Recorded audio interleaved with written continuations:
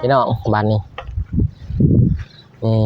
มันของเอื้อยพี่น้องเอ้ยสบายดีเด้อสบายดีจังสิเมื่อตื่นเดี๋ยวเอื้อยพี่น้องเอ้ยหยอกเอื้อยนิดนึงต่างจักเด้อพี่น้องบ้านมันสวยเด้อพี่น้องมุสกูทุกคนนี่มันกะวัวนี่น้อยนี่หน่อย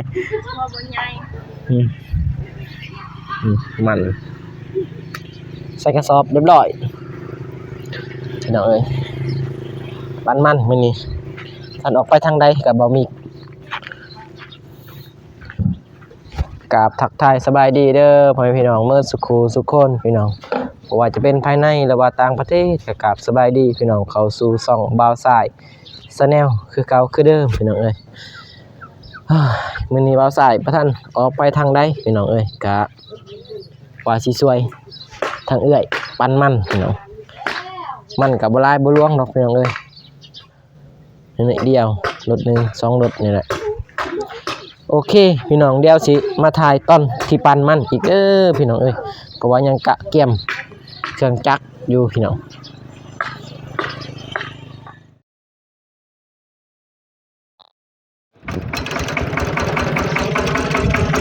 โอเคพี่น้องเสร็จสมบูรณ์กะเกี่ยมมีทีมงาน1อีกพี่น้องสายบุญเฮาเข้ามาสบายดีเด้อสาวมือหน้า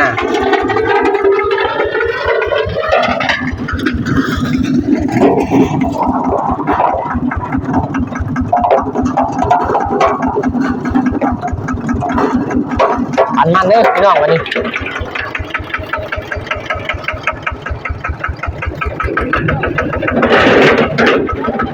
ฮะอยู่รอ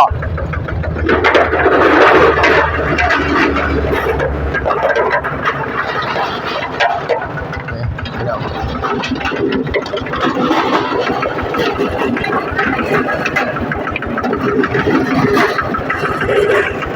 มันกับบ่หลายดอกพี่น้องเอ้ยแต่ว่าเดินเติมได้ชั่วโมงนึงได้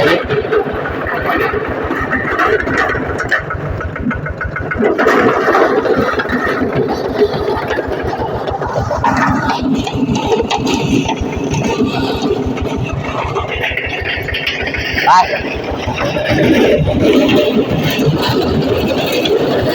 ให้อยู่นี่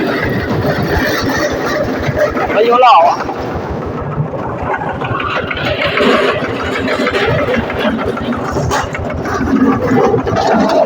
ใครติดเลิกกับเลิ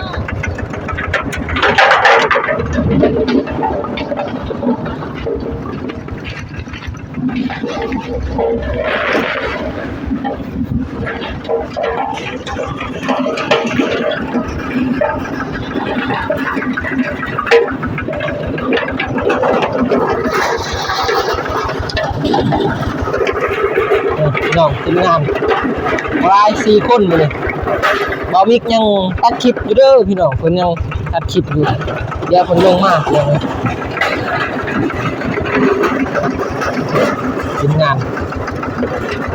มันปั่นมันจะออกไปทางใดแต่ว่ายังมีแผนอยู่พี่น้องรอทางทีมงานพี่น้อง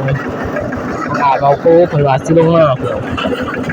แล้วสายก็เลยปั่นมันขาก่อนได้เพิ่นมาก็สิได้เดินงานกันสุดยอดพี่น้อง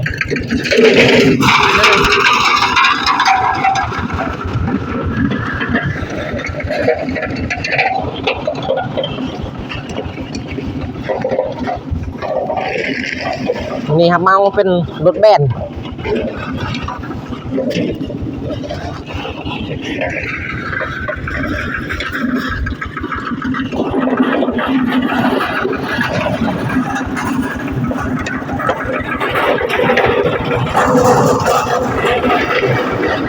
เสียงดังเลยเด้อพี่น้องเพราะว่าเอาเสียงธรรมศาสตร์เลยพี่น้องปั่นมัน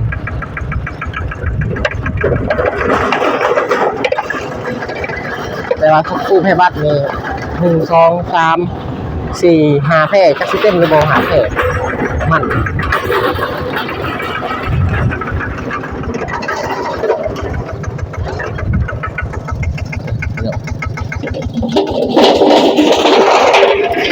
เลย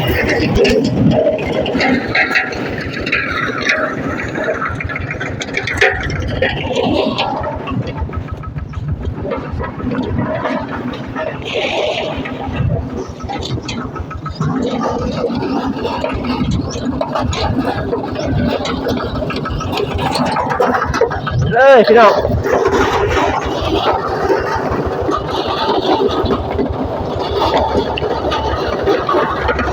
มัน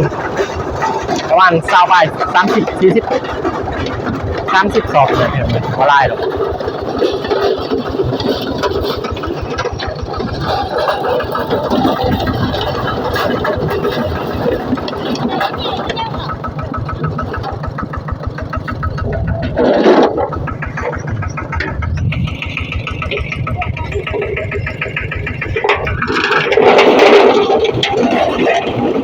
โอเคพี่น้องเดี๋ยวสิได้ถ่ายเป็นตอนเด้อพี่น้องเพราะว่ามันถ้าสิถ่ายหมดนี่ก็มันสิได้เป็นชั่วโมงพี่น้องเอ้ยนะครับชั่วโมง1ชั่วโมงกว่าแต่สิแล้วพี่น้องโอเคเดี๋ยวสิถ่ายเป็นตอนให้พ่อแม่พี่น้องได้เบิ่งเด้อ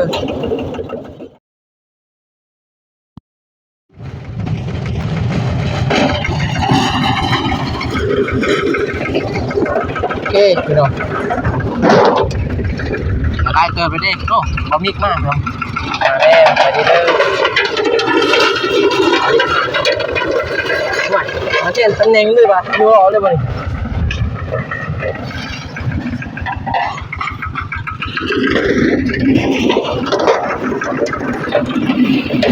ยกกระสอบขึ้นไปได้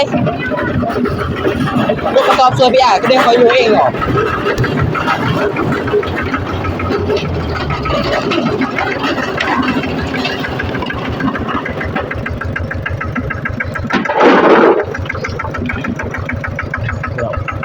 งานเขา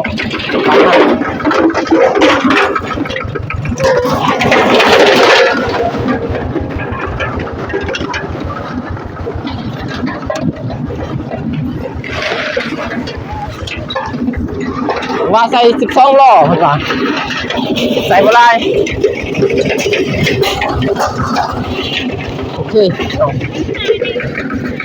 เดี๋ยวสิได้ถ่ายอีกวักขึ้นวักพี่น้องตอนที่แล้วพี่น้องนี่ยังไม่ทันเต็มไปวัดหนึ่งจ้ะเดี๋ยวสิมาถ่ายอีกเด้อพี่น้องเด้อ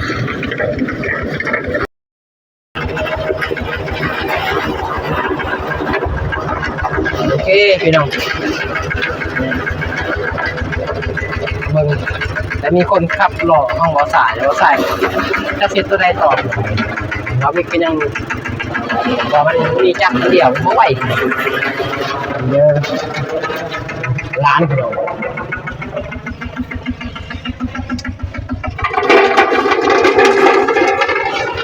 เต็มไปบัดหนึ่งพี่น้อง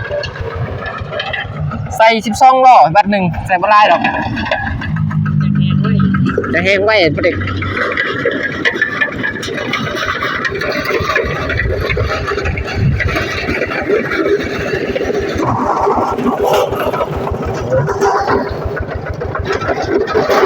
ทีมงานยืนขา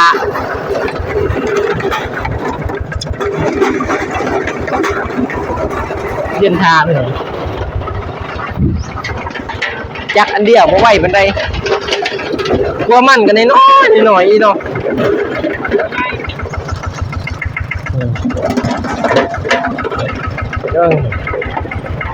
น้อยพี่น้องกลัวมัน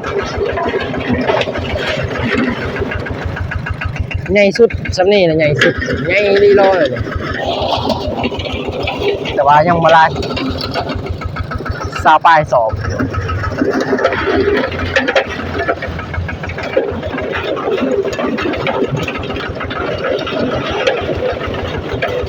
มีมาทันออกไปทางใดเด้อพี่น้องเพราะว่าพันมันเรื่อยๆมันก้อน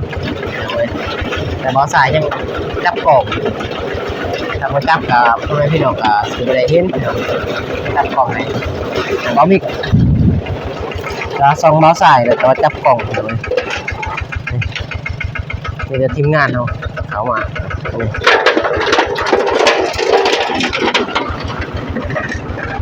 เขาสู้ให้บัตรที่2พี่น้องบัตรที่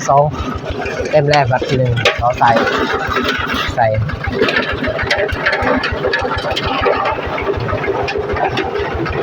แต่ตอนนี้ยังอยู่เพื่อนเด้อพี่น้องเอ้ย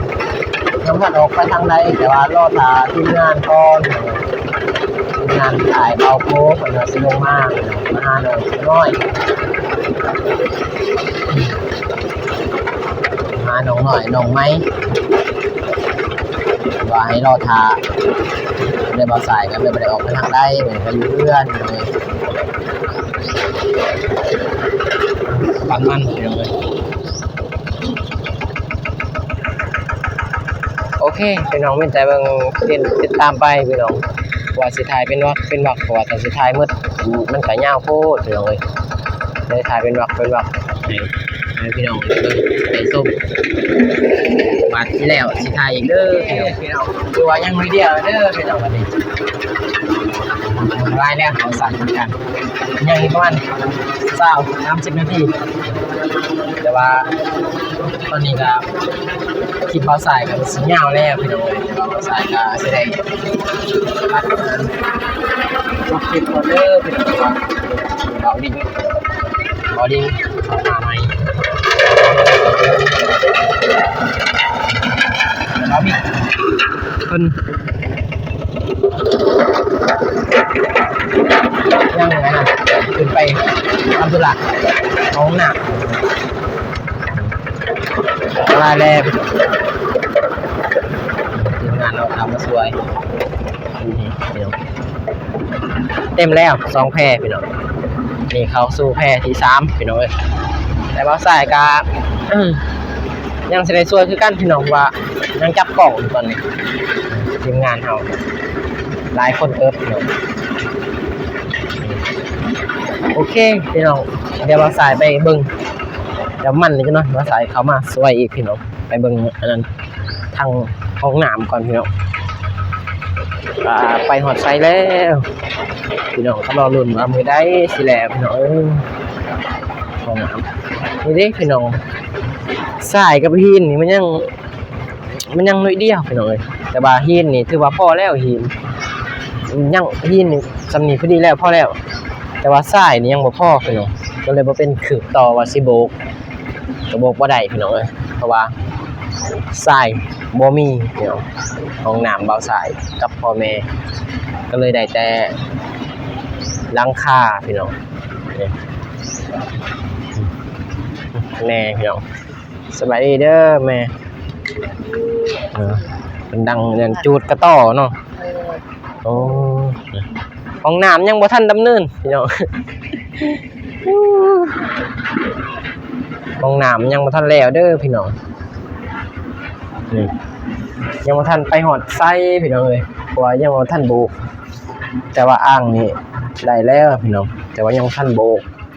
กับปิดพาท่อพี่น้องยังบ่ทันมีงบพี่น้องเอ้ยเพราะว่างบกะทางแม่ๆเพิ่นให้กะหมดแล้วพี่น้องเอ้ยเพราะว่าตัดรังค่าพี่น้องซื้อผ้าตอกผ้าตู้พี่น้องเอ้ยซื้อลายยางซื้อใหม่ยังแน่ปูนทรายหินพี่น้องเอ้ยก็เลยหมดก่อนแต่ห้องน้ำยังบ่ทันหอดใส่ยังทันดำเนินการใส่ซ้ำพี่น้องว่าสิโบกทางในนี่แหละพี่น้องเอ้ยโบกถ้ามีงบว่าสิโบกทางในนี่พี่น้องเอ้ยว่าตอนนี้ยังบ่ทันโบกว่าสิติดประตูแต่ว่าอย่ามันอันนั้นพี่น้องต้องโบกก่อนแล้วจึงติดประตูพี่น้องเอ้ยโอเคพี่น้องมีแต่รอลุ้นไปนำกันว่ามือได้สิแล้วห้องน้ำนี่เพราะว่ายังแต่ว่าหลังคานี่โอเคแล้วพี่น้องยังแต่โบกเท่านั้นแหละยังแต่พอสิซื้อทรายเพราะว่าทรายตอนนั้นมันโบกบ่ได้พี่น้องมันเป็นคือทรายแบบอันนั้นดูดน้ำนะพี่น้องทรายแบบดูดขึ้นมาใหม่ๆนี่นะมันก็เลยโบกบ่ได้พี่น้องยังสิว่าต้องก็สิได้ดอกพี่น้องนิดนึงมื้อนั้นบ่สายต้องได้น้อยเดียวอีดิบ่ได้บ่หลายพี่น้องเอ้ยทางล่างนี่แหละยังแต่ว่าทรายนี่สิเทนี่แหละทรายเอามาเทนี่ได้อยู่เทปิดพานี่ปิดพาอันนี้พาห้องน้ำนี่ได้อยู่พี่น้องสายเทได้ถ้าว่าเทนี่ได้สาย แต่ว่าโบกนี่โบกบ่ได้ต้องก็มีแต่หินเต็มเลยพี่น้องทรายบ่งามปานใดนี่แต่ห้องน้ำมันยังรอรุ่นพุ่นแหละพี่น้องมีอันนั้นเพิ่นแหละจึงสิได้ซื้อต่อกะหลายๆอันนั้นพ่อแม่เพิ่นว่าห้องน้ำฮอดไซแล้วเบาซ้ายเพราะว่ายังบ่ทันอัปเดตลงพี่น้องบ่ทันฮอดไซเด้อพี่น้องเพราะว่าตอนนี้ก็นี่แหละบางทีก็สิรอมันแฮงนี่แหละพี่น้องจึงสิได้เฮ็ดห้องน้ำมีต่อแต่ว่าตอนนี้งบมันบ่มีพี่น้องก็ยังปานมันมื้อนี้บางทีมันแฮงบางทีก็สิได้เฮ็ดต่อห้องน้ำเบาซ้ายแนวเพราะว่าเงินก็มันเพิ่นให้ให้มาก็หลายเลยพี่น้องหลายสมควรแหละเกรงใจเพิ่นแน่พี่น้องเพราะว่ามันหลายเลยคือว่าหลายเลยพี่น้องคันว่าทางบางสายถือว่าถ้า5ก็ถือว่าเป็นเดือนพุ่นแหละพี่น้องก็สิได้เงินส่ำนั้นที่แม่เพิ่นฝากมาให้เฮ็ดห้องน้ำนี่พี่น้องถือว่าหลายสมควรสิว่าสิเอาคอนำเพิ่นก็เกรงใจเพิ่นพี่น้องเอ้ยแต่ว่าเพิ่นให้มาเฮาก็ดีใจแหละสำนั้นพี่น้องภูมิใจหลายๆที่สุดแหละเฮาก็บ่คิดดอกว่าเพิ่นสิเอ็นตาสงสารเอ็นดูพี่น้องให้เฮามาโอเคพี่น้องคลิปนี้บ่าวสายก็สิได้จบคลิปเด้อพี่น้องเพราะสิได้ไปช่วยทางเอื้อยอ้ายเพิ่นปันมันพี่น้องเพราะว่าก็บ่หลายดอกพี่น้องแต่ว่าช่วยๆกันพี่น้องบ่าวสายก็สิได้จบคลิปพี่น้องเพราะว่าถ้าถ่ายก็บ่เป็นเฮ็ดเวียกแหละคือที่เบิ่งแหละพี่น้องถ้าถ่ายจับกล้องนี่มันเฮ็ดก็บ่เป็นสิเฮ็ดติพี่น้องเพราะว่าเฮาจักสิจับกล้องจักสิอันนั้นถ้าได้จับกล้องก็คือแบบมีแต่ถ่ายพ่อแม่พี่น้องได้เบิ่งนะพี่น้องนั่นแหละโอเคพี่น้องก็ก่อนอื่นก็ขอบใจเด้อพ่อๆแม่ๆทุกคนพี่น้องว่าจะเป็นภายในหรือว่าต่างประเทศที่เข้ามาติดตามชมช่องบ่าวสายตั้งแต่ต้นๆมาเพื่อให้บ่าวสายมีเรื่องคิดกำลังใจในการเฮ็ดคลิปต่อไปก็ขอให้พ่อแม่จงมีแต่ความสุขความเจริญปรารถนาสิ่งใดก็ขอให้ได้สิ่งนั้นให้ได้ดังปรารถนาความเจ็บอย่าสุดใดความไขอย่าสุมีเด้อพี่น้องให้ร่ำให้รวยเฮงๆปังๆยิ่งๆขึ้นไปเจริญก้าวหน้าพี่น้องเฮ็ดงานการใดก็ให้ราบรื่นพี่น้องเอ้ยอ้าวมีแต่ว่าพอกันคลิปหน้าพี่น้องเมื่อวานนี้บ่าวสายก็บ่ได้ลงคลิปยาวพี่น้องเอ้ยเพราะว่าเมื่อยแน่พี่น้องก็เลยพักผ่อนพี่น้องมื้อนี้ก็ถึงมาได้มาปานมันพี่น้องพี่น้องมีแต่ว่าพอกันคลิปหน้าเด้อพี่น้องคลิปนี้บ่าวสายก็สิได้จบคลิปเพียงเท่านี้ก่อนพี่น้องพอกันใหม่คลิปหน้าคลิปนี้ขอกล่าวคำว่าสบายดีพี่น้องบ๊ายบาย